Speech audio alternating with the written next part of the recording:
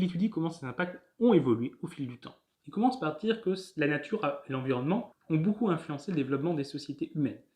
Il déclare ainsi: tous les faits de l'histoire s'expliquent en grande partie par la disposition du théâtre géographique sur lequel ils se sont produits. On peut même dire que le développement de l'humanité était inscrit d'avance en caractère grandiose sur les plateaux, les vallées et les rivages de nos continents. Là, on pourrait y voir un certain déterminisme géographique, c'est-à-dire une position qui considère que le développement des sociétés et de l'humanité est déterminé par son environnement géographique, et qu'une société, une culture, est comme elle est, car son environnement était tel qu'il est. C'est une vision qui est aujourd'hui contestée, et qu'en fait Reclus n'a pas. Reclus nuance en fait ce qu'il dit après, puisqu'il dit: à mesure que les peuples se sont développés en intelligence et en liberté, ils ont appris à réagir sur cette nature extérieure dont ils subissaient passivement l'influence.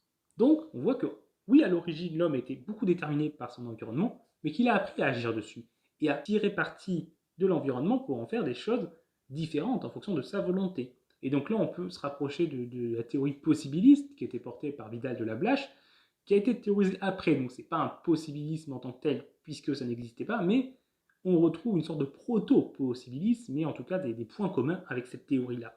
Et Reclus considère que cette capacité d'action va continuer de croître et permettre à l'homme de réaliser des véritables merveilles, en fait, et de pouvoir avoir un impact, en fait, phénoménal, de pouvoir réaliser des choses colossales par son impact sur l'environnement. Mais il observe quand même que jusqu'à là, l'impact de l'homme sur l'environnement a été plutôt négatif.